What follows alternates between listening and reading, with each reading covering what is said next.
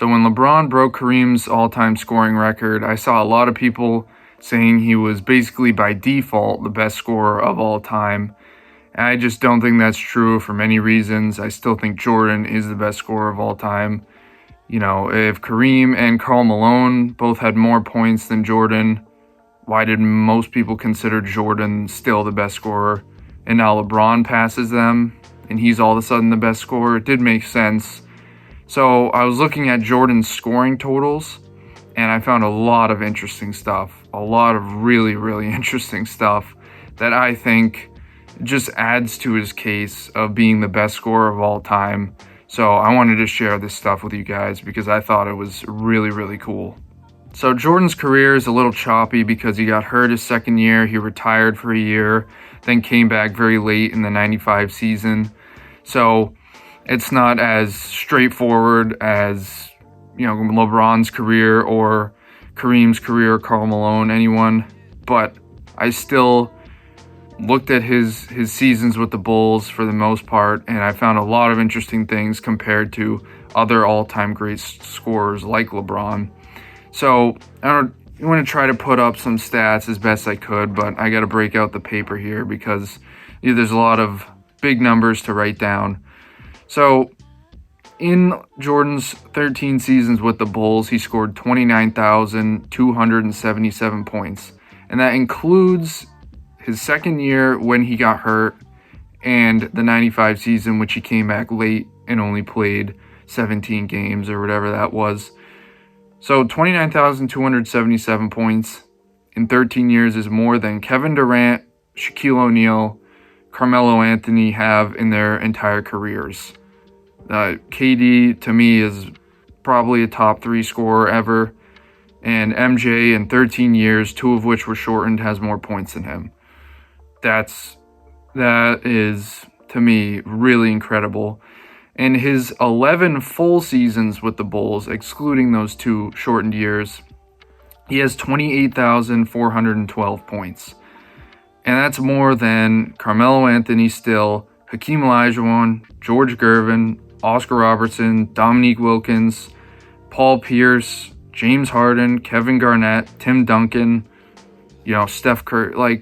Think of most of the great scorers ever. That's more points than them, except for a few. In just 11 years, 28,412 points. And that's more than these guys, a lot of which played over 15 seasons in the NBA. I mean, this is incredible stuff to me. Now, looking at the few of the best scorers, LeBron, Kareem, Karl Malone. LeBron, in his first 11 years, scored 23,170 points. So we can see LeBron has 5,000 less points than Jordan does in his 11 full seasons with the Bulls. And even looking to the first 13 years of LeBron's career, he has 26,833 points, which is less than Jordan in 11 years and almost 3,000 less than Jordan in his 13 years with the Bulls, 2 of which were shortened.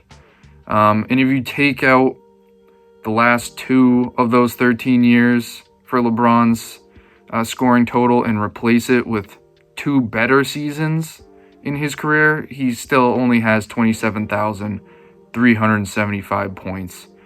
So, I mean, to me, that's just man, it just shows how much Jordan did in such a short amount of time.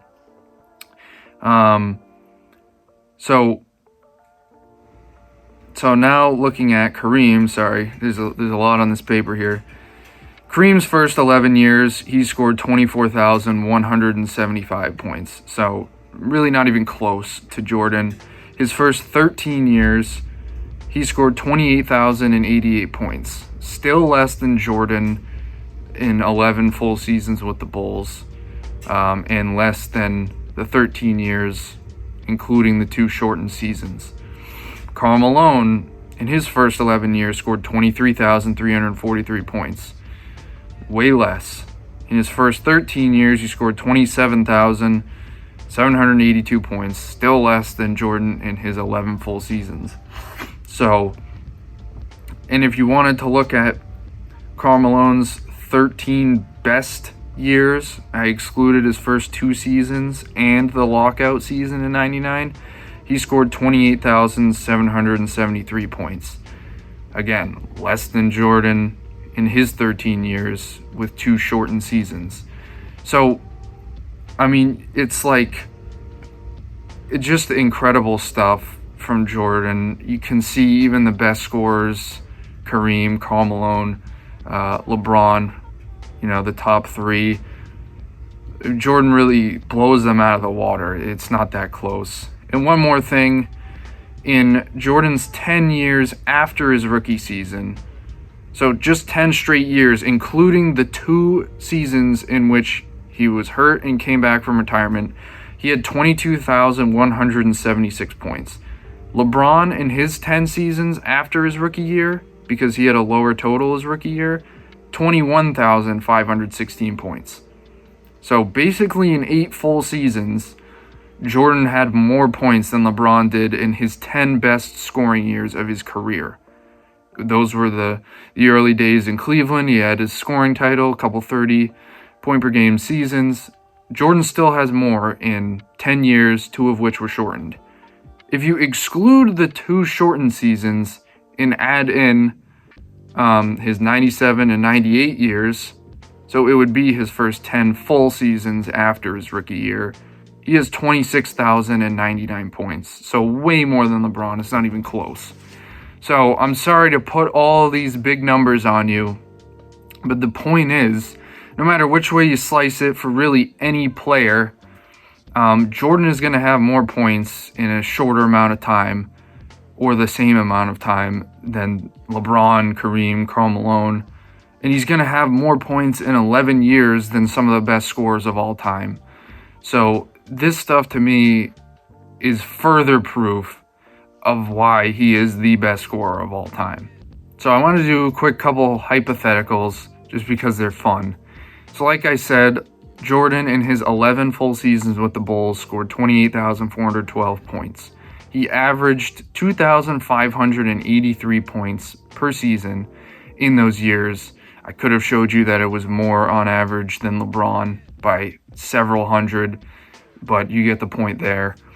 So assuming Jordan played in his second year when he got hurt, his first year of retirement, and his second year of retirement, if he played in those seasons in full and scored on the lower end of his average, saying he scores 2,500 points in each of those seasons, he would have 35,912 points through 14 years.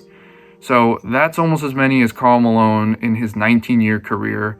That's more than Dirk in his 21-year career, more than Wilt, more than Kobe in his 20-year career, more than basically anyone. In 14 years, he would have had in the mid 30,000s, probably even more if we were to guess. I was just being, conservative and took the lower end of his average.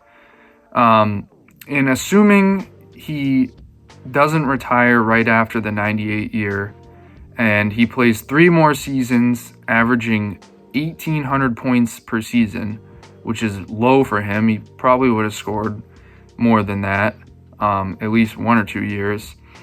He would end up with 41,312 points in 17 years. And I think it could be more than that. It probably would be more than that. But I just wanted to show that his career was a little choppy. It was shorter than most of these guys. And if he was to play in the season he got hurt, in the seasons he retired, his scoring totals would easily be much higher. And it just shows that scoring totals don't always tell the full story. Jordan played 15 years, 2 of which were shortened, 2 of which he was old and also got hurt in one of those years. He's still 5th all time. I mean, it's incredible.